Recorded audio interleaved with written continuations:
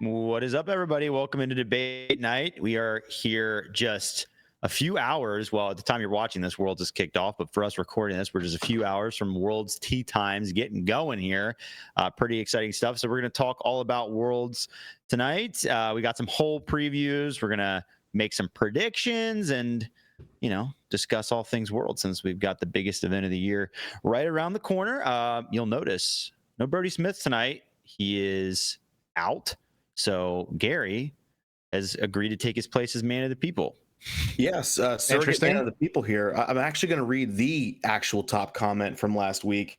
And that was Dustin, quit talking in 2 times speed. Literally just had to make sure it wasn't me. Shout out to my boy JT. But that's cool.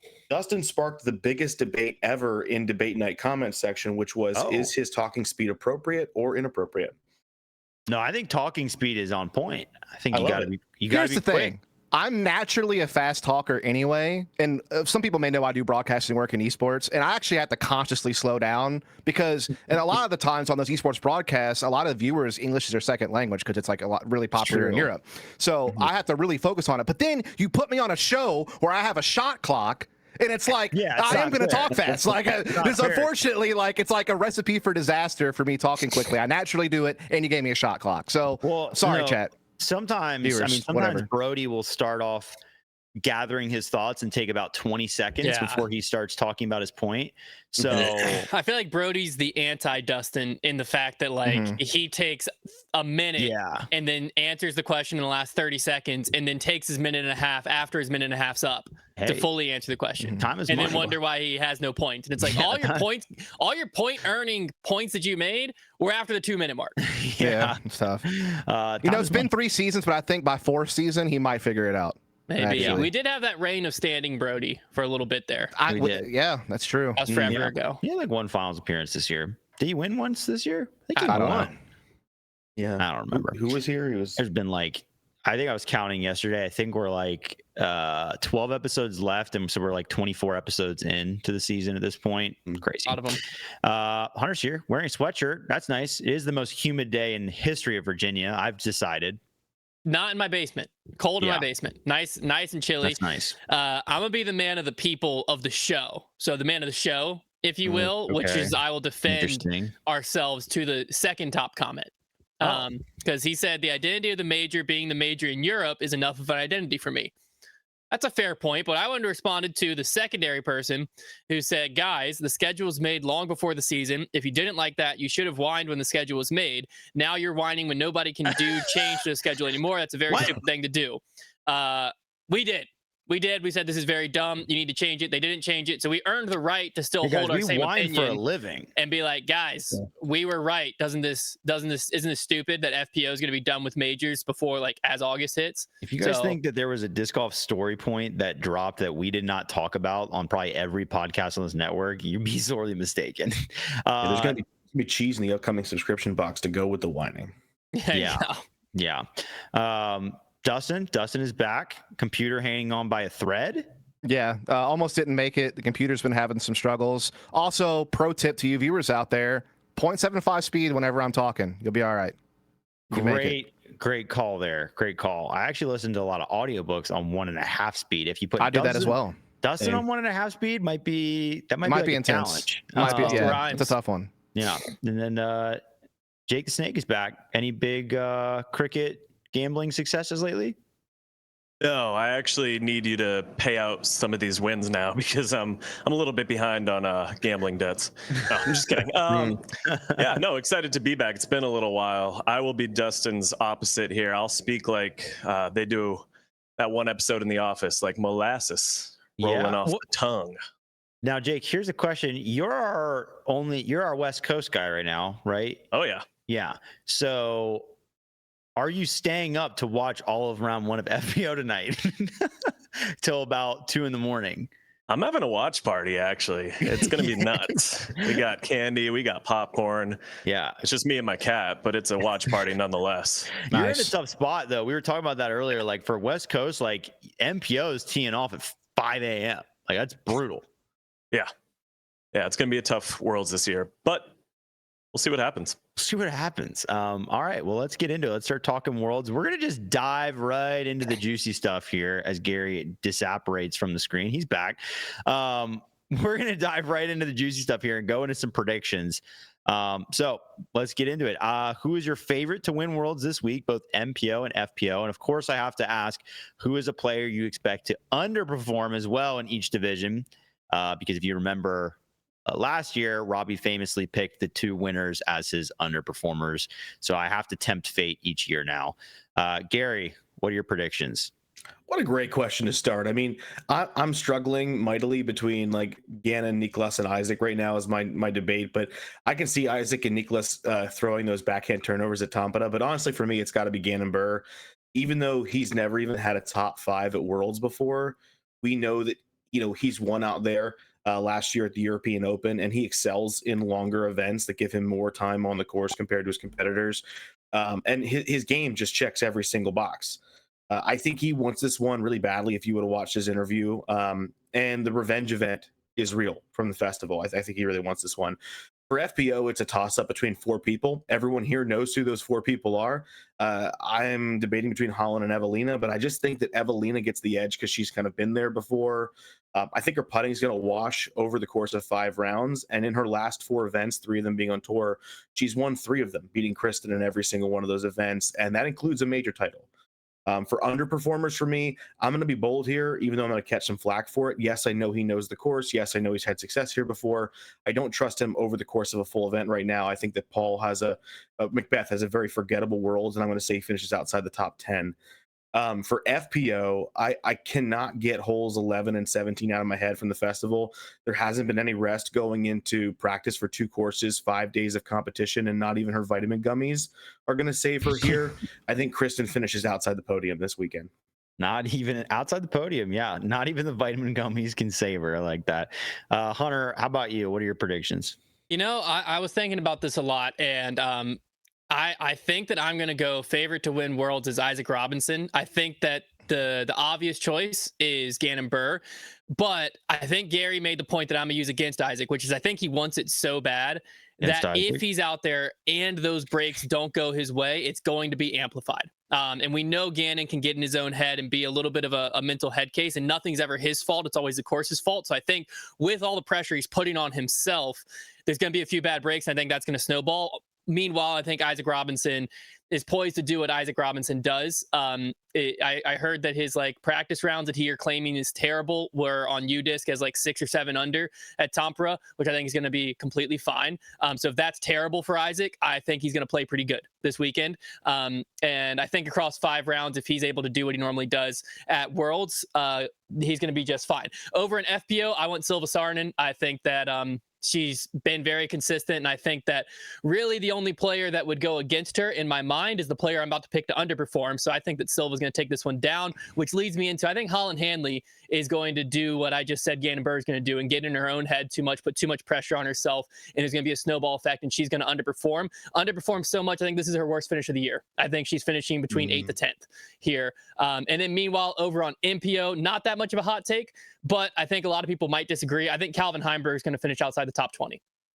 Yeah, Calvin outside the top 20. Dang. Yes. Calvin's gonna be an interesting one to read. There's definitely feels like it'll be one or the other in some extreme, but you never know. Dustin, how about you? See, I thought this was going to play a little bit differently, so I was going to try to turn face and say there is no favorite. And the reason why I'm going to say that is because even though Gannon Burr seems like the obvious choice because he's already won 3 times this year and has 10 finishes top 5 or better, and he's on the same pace he was last season, he's throwing the disc super well, he's putting super well, he won the European Open on these same courses last year. We've had 8 unique winners on the tour this year. You got Niklas winning back-to-back events earlier, then he gets a 3rd at Ale. Isaac Robinson gets a 3rd major this year. Obviously, consistent top 10 guy, has that major mode he locks into. Calvin Heimberg just got his first major. Ezra Robinson just got his first win. So did Ezra Aderhold. You got AB still in the mix. You got Adam Hammes still in the mix with their wins this season. So you have all these guys who can win. And then even once you get outside the winners, Ricky's yet to win this year, but he's been a top contender at every event this season. He only has 3 finishes outside the top 10 this year.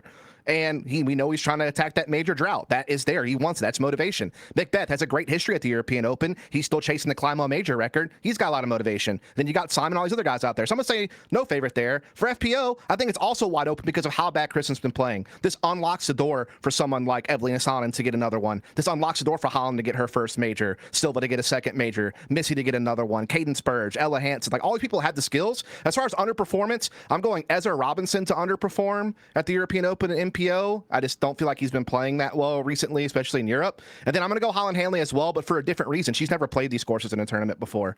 So I think that this is going to bring a different level of challenge than she's used to. That's going to be a tough one for her. Yeah, there's certainly some players that have a ton of history, especially at the Beast, and then not having played them could be a disadvantage. Jake, round it out for us. Who are your predictions? Sorry. Wow. For once, I'm going last, and my answers haven't been said quite yet. That's new for me. But for my MPO winner right now, I'm taking a route that nobody has taken so far. We are in Europe. We have a European home crowd, and I'm coming up all Europe in this tournament. For that reason, MPO is going to be Nicholas Antala. I think he's been trending upwards slowly for a very long time now. Maybe not as major of a incline as some of the other athletes that we mentioned so far, but I think he's going to have that home course advantage to a degree and that power of Europe behind him. That crowd's going to be electric. It's already sold out. I think the Americans are going to play very well, but I think it's got to be Nicholas's time. We've never had a European win Worlds. This is the year for it. At least in FPO or MPO, which brings me to FPO. FPO, I think the entire podium is going to be European this year. I think it is going to be Kristen number 1. I think she's going to make a comeback. I think she's going to come back from her injury. She looked really good just a couple weeks ago, pushing all the way up into the lead, and then she did fall off there. But I think she wants this. Again, I think that European crowd is going to push her back into the lead and keep her there. The other two, of course, in the podium, I think will be Silva and Evelina. I don't know what order quite yet, but those are my favorites. As for underperformers, I'm running out of time here. I'm going to name them quick. For MPO, I'm going to go with someone we haven't said yet, Anthony Barella. And for FPO, I'm going to go with another person we haven't said yet, Missy Gannon. She's kind of fallen off the radar. I think she finishes outside definitely the top 5, but still probably finishes top 10. Yeah, Missy's an interesting one because you never know when she's going to actually have a good tournament this season, and she's performed well in majors. But yeah, I do think AB is like probably the guy just going forward that's kind of set up to be the underperformer because he has such high expectations but can be a little bit inconsistent. Yeah, it should be an interesting one. Nicholas will definitely be interesting to watch. The home crowd is going to be legit, but it does seem all eyes on Gannon and Isaac, so it'll be interesting. Like if the tournament goes a different direction entirely, it'll be a surprise to a lot of us because I think we're all expecting those two to be dueling, and then who knows? Maybe Corey Ellis leads the tournament after 4 rounds. Worlds can have its share. Eagle McMahon miracle again. Yeah. Eagle to win Worlds would be insane. I think us Americans underestimate the power of Europe. Yeah, what's funny about Eagle too is we were just talking about on Grip Block. He's very high on the all-time Worlds like cash winnings list. If he were to win one, he would jump like darn near to the top of the list. I think he would be like number 2 all time. Yeah, to Jake's point, I wouldn't be surprised to see like a Mauri Vilman press the lead group, or depending on how his putting goes, even like a Daniel Davidson. Yeah, a lot of strong European players, a lot of strong long tournaments. So you feel like things are going to shift around a lot as things move through the round, especially switching courses back and forth. I was saying earlier too, it's a bummer this year the B pool plays the harder course, because I love it when the B pool plays the easy course and you get a leader out of the B pool and people are like super confused. All right, so let's talk about this event as a whole here. So with an expected sellout crowd, the strongest field disc golf has to offer at this point, and realistically in history, and arguably the best event staff found within our sport. I mean, obviously European Open and UC staff always is incredible. Is 2025 Worlds undoubtedly the best disc golf event to ever take place so far in history? Is that fair to say? Is this really the height of what we've experienced in our sport and could have in our sport? Hunter, what do you think? I think it's hard for us to be saying any opinion on this when the tournament doesn't start till tomorrow. So we'll obviously know a lot more come next week. I think on the ground, all signs point to yes. You should be surrounded by, if the numbers that were estimated correctly are correct, I mean, then you're looking at close to 10,000 people, which is like double what we see in the US ever.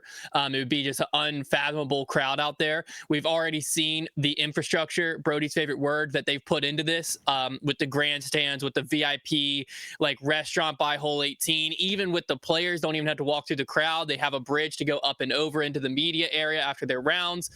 Yada, yada, yada. We've seen all of that, right? And so that is like, yes, on the ground, I feel pretty confident saying this is going to be the best tournament we've ever seen. But viewership wise, DGN wise, will it? I don't know. Because if you're looking at it from a will you subscribe to DGN in a monetary standpoint, it isolates the largest population of disc golf viewers, which is the United States. Not percentage-wise, but numbers-wise. If you're on the East Coast, yeah, it's great. I get to wake up and watch MPO at 8 a.m., but there's a lot of us that don't get to do disc golf for our job. I'm very fortunate in that. And there's a lot of people where, like, I'm expected to, on my drive to work / my first 3 hours of my workday, be watching MPO. Not to mention, by the time we wake up, FPO is already done. So I think the live viewership numbers, and therefore the DGN subscription numbers from Worlds, could be shockingly low compared to normal. I think last year I heard like 30,000 concurrent live viewers at one point, maybe even pushing to 50 during some of it. I have a hard time believing it pulls those numbers when it's going off at 2 a.m. Yeah, that the streaming numbers will be very interesting to look at and see where those land. Dustin, what do you think?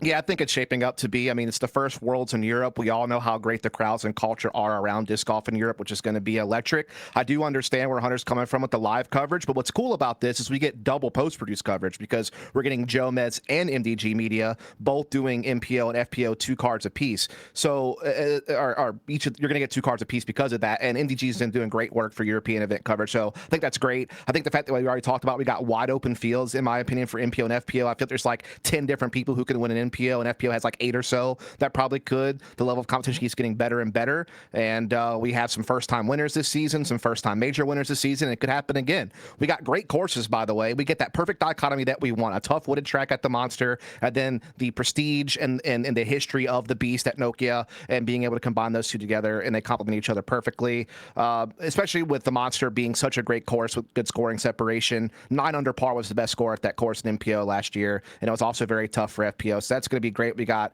those courses going for us right now. And then we just got all kinds of storylines. Can Gannon Burr finally win a Worlds? Can Isaac get a 3rd major? Can someone get their 1st major, like an AB and Nick Glassar or Simon? Can Ricky end the drought? Can Macbeth still break the Climo record? Like, you have all these things going on. Can Kristen recover? Can Holland get her 1st major? Think about these things. And you're forgetting the very last thing that could happen. Someone could get busted for drugs at this tournament, and that would be absolutely electric. Sad for whoever gets busted, but electric for all the drama and chaos that would cause.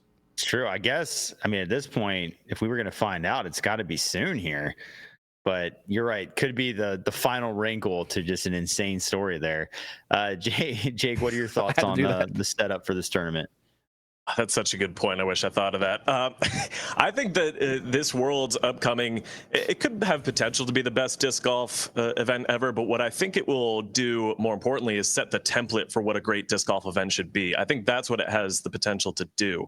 Now, that's not to take away from Europe. I think the European part of the tour is going to be exceptional moving forward, and it's really going to set the standard for what we should be doing here in America. And I do think a lot of us probably aren't used to that with how big our sports leagues are and how major a lot of our teams are on a global scale. I think this crowd and the infrastructure that's being put together, like you said, is not something we see much in America. And it's going to be interesting to see, do other events try to copy that? Do they bring in different production events, production teams? Because I'd like to see, American events with this amount of investment put into it, this amount of participation at the actual course. But the biggest challenge, as Hunter said, and as we talked about at the beginning here, is going to be viewership, right? I just don't know if I'm going to be able to watch any of it. Now, if there is some sort of major storyline going into the final round, might I set an alarm? Might I stay up for it? Of course. But I'm not going to be able to watch it and build that storyline in my head and that narrative from start to finish. And it's going to be really hard to stay motivated to keep up with what's going on. So I guess I'm feeling maybe some of the pain that the Europeans feel, and this is a challenge that disc golf is going to have to address going forward. Of where do we host these big events, and how do we get the global audience engaged from start to finish? Yeah. Gary, do you think the DGN situation viewership is going to hold it back, or is it on pace to be the best event we've ever had? I think we have to temper our expectations a little bit. The event itself hasn't happened yet, like Hunter mentioned, at least not for the time of this recording, but for the people listening, round one is in the books by now. I think we can only go off of what we know from glimpses of what we've been given. Like they've got new T pads at the Beast with follow through extensions. The T signs have QR codes that link to GPS tracking, caddy guides for range finding on the course. You got grandstands built at both places. Green complex constructions happen with walls and more mounds. And there's unique sponsorships. Ford got its very own blue tee pad on hole 16 of the Beast, which is pretty cool. So essentially what we can see is excellent so far. And that gives me a lot of hope.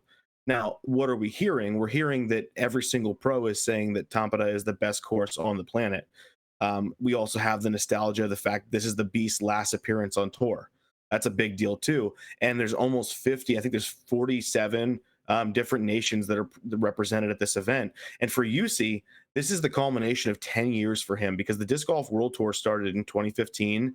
And he said that he came in too early then. And so during the press conference, he said that disc golf used to work for him, and now he works for disc golf, and he pours himself 100% into his events. And on an interview with a young Trev 3 years ago, he said his biggest fear is to fail his customer, and the disc golf community has now slotted itself into that position. So between what we can see, what we can hear, and just my faith in UC's passion, I think this very well is going to be the best event we've seen up to this point. Yeah, I think the table's definitely set. Crazy pull from my interview there. Sheesh, that's impressive. Yeah, I think the table set. Obviously, we judge these events based on, what is going to happen at the event, and the viewership is certainly. It's an interesting one because, I think a huge push for professional disc golf events right now is to get live viewerships. I mean, that's what brings in a lot of the dollars. Now, this is a little bit of an outlier because I think there's a lot of money to be made on the grounds at this event. But yeah, I have to agree with Hunter. I do think the viewership is going to struggle a lot. But like Jake and Dustin were mentioning, the storylines were set up for. I don't remember. We've had the Ricky drought. We've had the can Paul win another one? But with the Kristen situation and how open the fields are, and the first time winners where it feels like there's so many players that are on the precipice of maybe getting their first major, feel like the storylines are there too. So I think as long as the event can deliver and be somewhat exciting, this could be a very, very memorable tournament. And it does really set, continue to set that high standard that these European events are having. And if you're the pro players, I mean, obviously you got to make the trip, but it's dang, why do we want to have worlds in the in the States if this is the kind of quality tournament we can get, especially when UC is running things. So also, comments, don't take the drugs joke too seriously. Come on, let's be real here. All right, just want to put this. I got to throw that one out there before we move on. Fair disclaimer. Can't wait to get heated on that one. Yeah, at this point I feel like we're gonna move past the drug testing thing with nothing happening, and it's just I had my hopes up. I thought we were going to get a really exciting story. So, exciting story would be they're testing to make sure everybody is on drugs going into the event. That's the exciting storyline. Yeah. There it is. The fun part's going to be examining the people's performance between all the European events leading up to this and prior to see maybe some trends of who struggle or who's performed well, and suddenly they get a cleanup lifestyle. Yeah. Wow, Barsby won. That's a good point. That's where you really got to be studying between the lines there. All right, so we're going to break down a few holes now. We got two of the most notable ones in these events. First, we're going to talk about this hole 18 at Tampere because it has gone semi-viral for its. I mean, it's disc golf. It's gone viral for its unique green and especially the surrounding spectator accommodations. If you haven't seen this, it's this crazy tiered green. Obviously, some of these European courses are very known for terraforming the greens and really adding in these mounds themselves that don't just naturally exist to defend the basket. And then obviously you have all the grandstands everywhere. That's what really caught everybody's eye too. So it's this picturesque hole 18. It looks It genuinely looks like something out of a professional golf event. Like you can look at that hole at least from the right angle and be like, yeah, that stands above the rest. But I want to know, besides the cosmetic beauty this hole boasts, do you think it's actually designed well and makes sense as hole 18? Obviously, this will not be the final hole of the World Championships, just based on when Tampere is going to be played, but it is still an important hole 18 that will be played multiple times during the event. Dustin, what are your thoughts? So I'll be honest, I personally prefer the final hole of a course to always be a par 4 or par 5 because I want there to be a lot of potential for scoring separation, drama, decision making. Like I want that last hole to really matter. I want to see that one last big challenge, especially at a major. It provides an ability for moving on the leaderboard and it makes something interesting happen. But as you already noted, this is not the finishing hole of the tournament. And the Beast does have a fantastic hole 18 to conclude their event with a brilliant par 4 that has a lot of scoring separation. So with that said, I'm going to pull back a little bit and not be as harsh as I normally would be with this one. And it is a beautiful hole. It has a unique green. And this hole does require some touch. Like you basically have to make sure you don't blast it too hard or throw too short, because if you do, you're going to have a risk for a roll away. You're going to put yourself maybe in position for a dangerous putt. That dangerous putt could lead to a roll away. And so there is still some chance for there to be a little bit of drama or something that goes wrong. But I will say, when we look at this hole from last year, it usually was par or better. It can be somewhat of a tricky birdie at times, but outside of that, you're not going to see, like, I don't think too many crazy like doubles or something, but there is the potential for it with the rollaways. Like it could happen, like something electric could happen. And yeah, it's a great grace for the crowd to gather. Looks great on coverage. And I don't mind it because it's not the true close of the tournament. It would be cool if it was a slightly more difficult par 4 or something to that effect. Like I think maybe, that would have been better if that's somehow physically possible with the property. But all in all, I do think it's pretty neat and I don't mind it. Curious to see if just having all those people there adds a little bit of pressure, kind of exactly. turns up the heat, because that's got to be a little intimidating. Jake, what do you think about this hole 18? Yeah, I thought it looked awesome as well. And I love the idea of manipulating the greens like that to make them more difficult to play as a random hole on the course. I don't love it as a hole 18. And, like we just talked about, I'm glad it's not the last hole that they're going to play, because I do see a potential for Open at Austin. Hole 18 with the FPO field coming in, you had players in tears as they're going down the fairway. I mean, that was tough, and Mint Dis had to come back and apologize for that. I'm not saying that's what this hole is, but I don't love when a hole 18 has some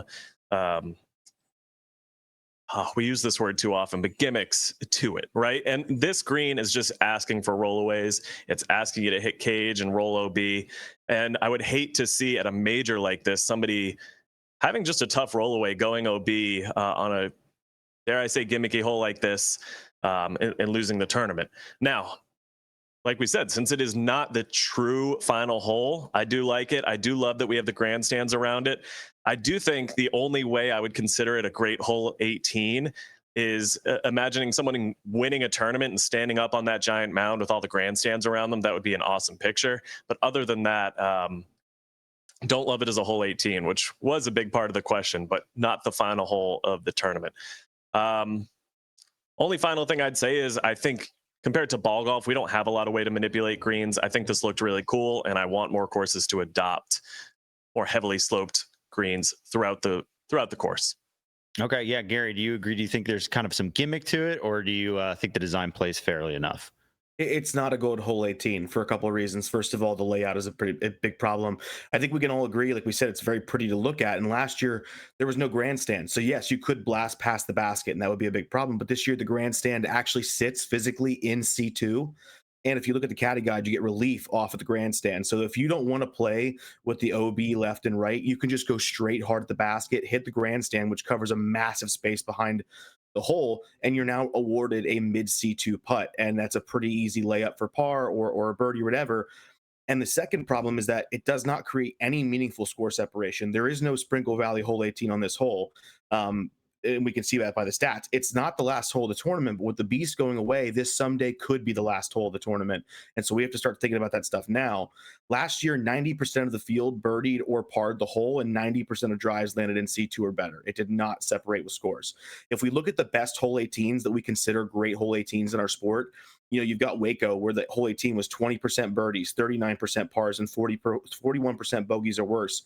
Bad Rock Creek at KCWO, 29% birdies, 37% pars, 34% bogeys or worse. Swenson at Champs Cup with the Peninsula, 27% birdies or better, 37% par, 36% bogeys or worse. And Pickard Park, 18% birdie, 38% par, and 44% bogey or worse. And these are examples of holes that have good score separation for hole 18. You know what has that at Tampere? Hole 17 has that. They should make the current hole 18 into hole 1. It works out logistically with the way the course is designed, and they should end on hole 17. It would be a very pretty start with a nice hard finish in the course. Hole 18 is good for the camera, but it's not good for the scores. Well said. Yeah, that is a good suggestion, actually. Yeah, pretty good suggestion. And yeah, the grandstands, you have to imagine like that is going to provide some nice relief. Like there will certainly be a lot of aired shots that go straight into the grandstands and act as a backstop there. Some people may even try it. Hunter, what are your thoughts on 18 to wrap up? So I'm going to take some educated speculation here and say that I think that hole 18 is at Tampere is actually a great hole 18 because I think it was designed to fit exactly where it does. I don't think it was ever designed to be hole 18 of a tournament, at least not a major one. I'm sure there's like some C tiers and stuff that finish there. But to Gary's point, I trust UC, being that he designed the hole 18 at Nokia, to when we come back here, if this is the finishing hole, or if this is the finishing course rather, I mean, that this won't be hole 18, mainly because I think that this course was designed to complement the beast and to live at the European Open and at Worlds here. And in doing so, UC knew this hole 18 would never play as hole 18. This hole 18 was never meant to be the final hole because really there's only one hole 18 even across 5 rounds, and that's 18 on Sunday. So this being just, you know, a random hole 9 in the middle of the tournament is phenomenal because it's a really fun place for people to park. Being that it's hole 18, it's going to be rather close to parking, or at least one of the closer points, most likely, assuming it's laid out per usual, meaning it's easy to access the grandstands. It's provided a lot of solid media coverage as far as the reels and stuff like that. And you don't need a lot of score separation on hole 9, which is essentially in the tournament where this hole plays. So I think that as UC designed this, he didn't design this as hole 18 to be a grand final finishing hole. He designed this to be where it fits in the tournament, hole 9. And I think at that, it does a phenomenal job because yes, there is the possibility of some scoring separation. There's the possibility of risk reward. Do I run this putt? Whatever. But if you want a safe, easy 3 in the middle of your tournament, you can get it. And I think that the hole accomplishes that very well. And for what it is and what I believe it was intended to be designed for, I think it's a perfect hole 18. That's a fair point. That may be, you know, that may be the case because obviously this course was brought in as a complement for European Open. I guess we'll find out if there's any truth to that if this does become a standalone course and if they keep it as hole 18. I guess that'd be the answer. I do think obviously having it, you know, having it done up so well, I think has been great for the marketing of the event. I think seeing it over and over again makes you excited to watch the course and see what other cosmetic things they've done, even if that is the hole they've put the most time into. So, you know, you look at other like PGA Tour events with signature holes, they use them over and over again to market the events. You know, it's just kind of part of how you get eyeballs on the course in general. So yeah, I think it's going to be interesting to see how it plays. I'd be curious to see how many of the rollaways, like obviously, you know, if you're running the putt, missing it and getting the rollaway, I think there'll be little sympathy for that, but I'll be curious to see how many rollaways come from just shots that get thrown into the mound, like where it's a little bit more of a luck factor, and see if many players get tough breaks from that. Because I think with the slopes on those greens, it's really just about tuning them to where it's in the right spot to where there's enough space to be able to land a disc within like reason, but then also the missed putts or the missed layups, like those are the ones that are getting punished. All right, so let's talk about another signature hole for this event. Probably, you know, one of the most important holes that will be played in the tournament, because this will actually come towards the end of the entire event, not the last hole, but close to it. So hole 16 at the Beast, they've abandoned the bunker rule this year, and they've opted to allow players to move up to where their disc was last in bounds with a penalty stroke before continually rethrowing. If you didn't know what the bunker rule was, it was basically you rethrew from the spot, but without taking an additional stroke penalty. Now you will get to move up to where you went out of bounds with a stroke penalty. So what I want to know is, do you think this change stifles one of the great separator holes in the tournament, or does it balance out a hole that simply had too much potential for danger for only one shot? Because obviously, I mean, AB lost an entire tournament just on this hole. Was that a situation where the hole just had too much power, or are they stifling a hole that was great in the first place? Jake, what do you think? Yeah, I think that this is a hole that They did just change the rule too. They did change the layout of the hole. They made the fairway a lot more narrow. They changed the distance between the fairway and the island green to be a little bit more considerable. And I think coming down towards the end of the tournament, it's still going to play as a very difficult hole. I do think that before it was, it did have a greater potential for big swing strokes, like those 4 or 5 swing strokes that we saw from folks like AB. I think Nicholas took a quadruple there one year. I mean, it was a difficult hole, and I think it's still going to stay that way. I just think they wanted it to be less of a repeat of just constantly throwing from one spot over and over and over, and giving players a chance to move down the fairway a little more effectively. Now, because they made the fairway a little bit more narrow, because they changed that distance from fairway to green, I still think you're going to see potentially doubles or even triples as players go for that island green. Because if I'm not mistaken, it looks like they even shrunk down the size of the green a little bit. That could just be the map that I was looking at earlier, but it was already a very difficult island green to hit as it was. So I think it's going to play a little bit less difficult, but more difficult than people think. There's going to be the pressure at the end of the tournament. There's going to be a much wider gap for players to have to hit, and they're going to be taking that penalty stroke if they do go OB. So don't expect it to be as small of a gap between the previous layout and this layout as people think. Yeah, it definitely is going to hinge on how difficult is that final shot when it happens, for sure. Gary, what do you think about the changes for hole 16? First thing I'm going to say is thank goodness we don't have the dual drop zones from last year, because that was so stupid. And also, I think it's crazy that the PDGA can't approve a waiver at their own like flagship event. But considering the circumstances, I think that UC and the team made the most of what they have. And what has never changed about this hole is the drive, right? The drive is get it out there as far as you can, do what you can. And typically a lot of players will tell you that the forehand is the best approach into the green, because the basket's kind of tucked off on more the right side of the green. So using a forehand gives you more space to work with. But in the past, that wouldn't matter, because if you missed the island, you would have to rethrow backhand or forehand. It didn't matter. But now if you missed the island from the fairway, you advance to your last inbound location at the fairway, not on the island. So a forehand could be a better angle for you, but you might still have to throw 300 feet to the island, whereas a backhand could travel the fairway a bit more and give you a closer look. So anyone that can get like 400 feet off the tee is going to have about 280 feet to the green. And I don't think that this ruins the feel of the hole. I think you still have to hit the island, and it's still going to be awesome for spectators and viewers because of just the nature of how the hole is designed. It's also positioned perfectly right after hole 15, which is historically the hardest hole on the beast from scoring perspective, and that adds extra stress. So you're coming off the hardest hole, you have to come to this one. So enough players being forced to make decisions to try and either push their drives further to open up a better angle to go into that island green, or have to switch between a backhand and forehand play they may have practiced for the upshot. Yeah, that is one of the big things to note too. Is it going to change? Because I mean, yeah, forehand was by far the favorite shot going in, but there's a lot more strategy to that this year. Hunter, how do you think things are going to play out on 16? I am going to take a little bit of a different approach, and I'm going to say that actually it's kind of none of the above of what was asked in the question, and I think that actually this is going to make the hole harder. Mainly, my arguing point here is for the AB blow up is the most iconic blow up.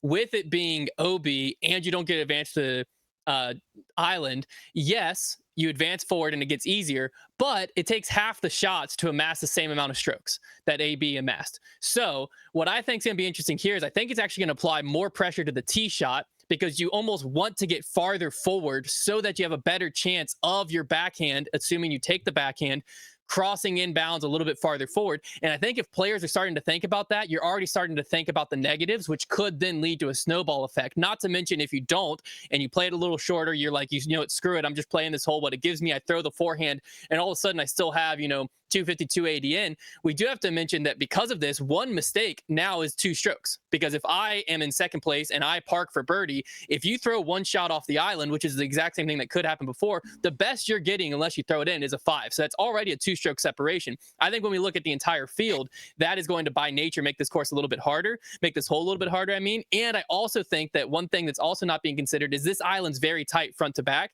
If I now throw OB and I approach this with my preferred disc of choice, a P2 or a zone or something, and I go deep, how many of those do I have before all of a sudden I'm having to throw this weird touchy fluff shot with a force? And when those double up, it only takes, like I said, half the shots to result in the same score we saw AB take. So I think this could actually cause more drama. Yeah, the penalty stroke cannot be underestimated because it lurks in your mind, knowing how fast those add up. And any shot, especially if there were any wind, gets really difficult when you know you're taking that extra penalty stroke. Dustin, do you agree? Do you think this thing could get tougher? It's very possible it could. And look, at the end of the day, what we always want on the finishing stretch is a potential for drama. We want something that's difficult, especially at a major. We want it to be a hole that takes multiple shots to execute properly, and we want people to have to think. And this hole does all of those things. It has essentially, yes, moved away from the bunker rule where you're rethrowing over and over again, which I actually kind of like personally because I don't think one hole should have that much weight on a tournament, in my opinion. So, but we're also not getting the neuter version of the hole that we got, most recently, right? So we're getting a good compromise in the middle. I think it's still going to provide some challenge and scoring separation the way it's set up. It does have tighter OB off the tee now, so you do have to think about your tee shot a little bit more where you land on that road area. As Gary was kind of setting up as well, now you have a decision to make because if you go for the forehand, you're going OB earlier if you don't hit the island, so you're not going to get to advance as much, but maybe, that's your preferred shot, so you still really want to go for that to give yourself the best chance to hit the green. But if you go for the backhand, it's a little bit safer, maybe harder for you to hit the green the way that you want to, but you get to advance a little bit further up the fairway, making that next attempt on the island a little bit shorter. So yeah, it's going to pack a punch in the final round when you need to birdie this hole to have a shot to win the tournament. Or if you have the lead and you mess this thing up, you're going to slide down the leaderboard a couple of strokes and you got hole 18 ahead of you, which is another very tough hole that you have to deal with on a finishing stretch. So yeah, I think this is ultimately a great place for this hole to be. I think that when you consider the changes they've made to it, when you consider how small that island is, when you consider the OB penalty strokes that you can now get instead of rethrowing like bunker, it's still going to provide a lot of challenge. And so I think that it's a great change to the hole and a great place to be. Yeah, I think it is going to play tough. And I think the thing you don't realize about that hole until you look at it is that green, yes, left to right, it's not very big, but there's no room behind the basket. You get to that path so quick. And it's another case of the undefeated hay bales. Like if you use hay bales and make people go over them instead of sliding into islands, because like imagine if you could just skip into there or slide into there, it wouldn't be that big of a deal. But because you have to challenge the hay bales, even with them not being that tall, you have to challenge them. That path, I feel like, comes into play more than any other part of the OB because people are so concerned with getting over top of the hay bales. And yeah, I think like those are like one of the toughest gimmicks that they don't get used enough, honestly, because it makes an OB carry a nightmare. And so even watching practice rounds, I'm watching guys just dump them back there onto that path. And I think we're going to see some big numbers on that hole. Like there is going to be some shockers. Do you think I'll be curious if like we polled the pros, how many of them bag maybe an extra mid or something when they play the beast, just in preparation for the what if? You got to imagine there's an emergency, at least an emergency approach disc of some sort. Yeah. That like, because you're probably going to have to use it at least once during the tournament, like to stick that island, 3 times over the course of Worlds is pretty tough to do. And yeah, I do think also the driving is going to be interesting to see if players get a little more greedy. And yeah, if you're going at that, if you are out of position short and trying to throw a backhand hyzer into that green, it's just not a very fun shot. I wonder, this could be an ignorant take because I'd have to watch to see where a shot could get, but I wonder if there's any incentive to almost try to throw your shot basically OB off the tee. Like try to get as far down and as far left to where like if it sits, I have a sweet little chip. If it kind of goes out, then I'm like, okay, that's fine. I'm just throwing a chip in to take my par. I think the way it's shaped, like I don't think you could throw far enough to hyzer out at the furthest point. I know you couldn't get to the farthest point, but I'm saying, could you get to like 260, 280, 250 in? Where it's just like, you definitely would want to miss left other than right. That's for sure. For sure. If you get 400 feet off the tee, because they have the interactive caddy guides, which are really cool. If you click on the path that runs through the middle of the fairway, that leaves you, if that's 380 feet off the tee, it leaves you 300 feet into the island. If you get to 400 feet, dead center of the fairway, you've got 280 left. So like, I wonder what could happen if AB like tried to just throw through the fairway, just get like 600 feet down there. Yep. How far does it say it is to carry to the island? Just a straight path to the island. Oh gosh. But from the tip of the fairway to the island is very short. So Imagine, like, conceivably 500-foot drive.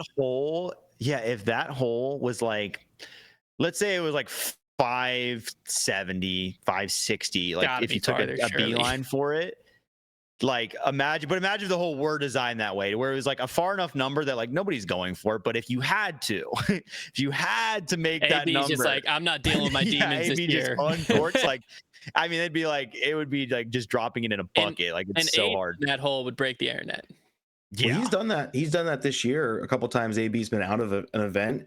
He's tried some really insane lines. I don't know if you watched the final round of the Preserve. He was trying to go over top of everything. So that could be an incentive for underperforming AB. I need the official distance on that. I think it is obviously way too far because it's not a super like hard left turn. It is kind of way down there, but be electric. All right, on to the final topic. Gary and Hunter. Let's talk a little bit of drama. A little bit of drama going on with the PDGA and conflict of interest. It's been kind of like a undertone a little bit, but it got a little bit crazier. So with rumors of conflict of interest tainting the bid process that currently selects each world's venue, obviously if you didn't see this, kind of went live on Facebook when we had a board member on what podcast was that? Was that the Upshot? He was on potential board members on Smashbox. Board member. It was on Smashbox. Yeah, and then he was basically alluding to there being issues that aren't really and not enough transparency. And then you had other people that were either currently or formerly involved with the PDGA, like everybody just kind of like being like, oh, just ask around. Oh, you know, if only you knew kind of things, to where it just doesn't seem great. So should the PDGA get ahead of things and just set a rotation or an indefinite venue that would be completely under their control? Because obviously this conflict of interest thing has just been one of the more public issues that people have had with them. And is it only laziness that has them handing out the tournaments each year instead of fronting all the effort themselves? Or is there more to it? Is it maybe a resource they can't really afford to set out there? Gary, I assume you want to go first. Yeah. So regardless of whatever they do, it doesn't really stop them from taking credit for the effort, because Doug Bierkus came on the press conference interview and said, we are making history at this event. The only credit the PGA gets here is awarding the bid, because all the credit goes to the Finnish teams and UC who kind of created this masterpiece. And I say that to highlight why I don't think they can front this effort themselves. And that's, first of all, they don't have the manpower. We've heard it to no end earlier this year that it would be impossible for them to get 10 to 12 marshals on a course. How are they going to get the people out here to do any of this kind of stuff? Also, they don't have UC Maresma. Like, when you hear Doug talk about Worlds, he sounds like a fan, just super excited to see what's going to happen. But when you hear UC talk about it, he sounds like someone seeing his dream come true, and he's just locked in on success, and it goes far beyond just like the prep of the last year. I personally think the PDGA should just be involved in title only with these kinds of things. Open the bids up, I think, with more runway and more time, and let places put on the best events possible. I'm open for like the idea of creating FOMO for venues to feel like they have to innovate and be better than previous places and try to have pride in like our locality put on the best worlds. And this year should create the benchmark for what future world championships should look like. I'd love to dream about a world where the PDGA could handle this on their own, but I'm just too worried they would never be able to replicate this. And the closest they have to it is Nate Heinold, which is where some of this conflict of interest stuff comes into play. But even his events, which are solid, don't come close to this kind of level of an event. And I think, you know, when he's the only one who can handle some of these bids, it's questionable whether it's conflict of interest or not. But as for the conflict of interest piece, it actually goes a lot deeper than just the bids themselves. To find out more, there's going to be an episode on the Foundation Podcast channel that came out yesterday when you're watching this that goes really deep. We got an interview with Matthew Rothstein on the importance of transparency, but ultimately it comes down to just not having the manpower or the passion. And I just don't want the PDGA to be in control of doing these things themselves. Yeah.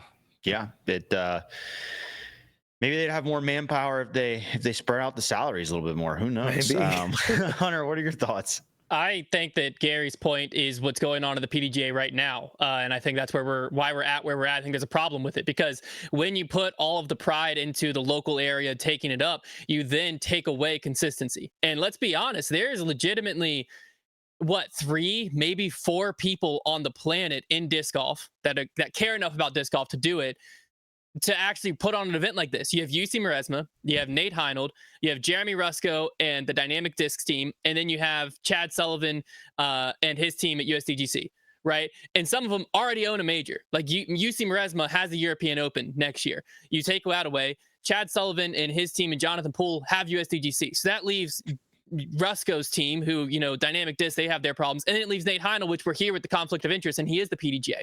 So when you take that, it's like, yeah, we can go to, whatever random place in I don't want to, we'll just call it Alaska, somewhere that hasn't hosted Worlds, somewhere random, and hope, fingers crossed, that the community gets behind and it's the best event ever. Or we can take some ownership. I think what actually needs to happen is there needs to be someone who, we're not looking at this as UC Maresmo's Worlds. We need to be looking at every Worlds as a face from the PDGA is the one running it, because the PDGA takes credit when things go good and they push credit away when things go bad. We need to take away that option. So I think the PDGA needs the ownership, because when crap hits the fan, we need no one for them to hide behind. We need to be like, no, this is, whether it's Nate Heinold or whether it's someone else at the PDGA, they aren't just a figurehead. They are the person. They are the UC Maresma. And you can have the boots on the ground. You can have the UC you're working with. But at the end of the day, it's your face on the line. It's your name tied to it. When it says tournament director, it's someone from the PDGA, where all decisions came down to you, and there is no blame to be shifted.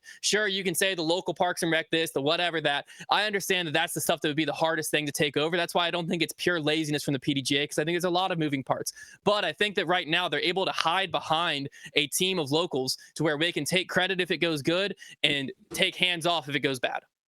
Yeah, I think there's an in-between. I think that's the problem. Like, I think there's an ownership issue, but I think you can have your staff be very closely, involved in the event and put their face on that event so that they can take the brunt of criticism, but also team up with the local parks and the local event organizers. Because it is very difficult to have a humongous event staff where that is like their goal to run Worlds every year. Like, it'd be one thing if this event was like this, huge profitable thing every year, and they could afford to pay people just for the sake of running that event. But it's realistically not at that place. So yeah, I think it's more of almost this like unfair relationship that goes on between the event organizers and the PDGA. And so it's all sunflowers and rainbows whenever you have, a teammate like UC has, where they're just all pros. But then when things do hit the fan a little bit, yeah, they seem pretty quick to abandon ship. So, well, I don't know that I agree with the statement you just said of like, you can't really run this profitably, because that's why there's so many private organizations that do it.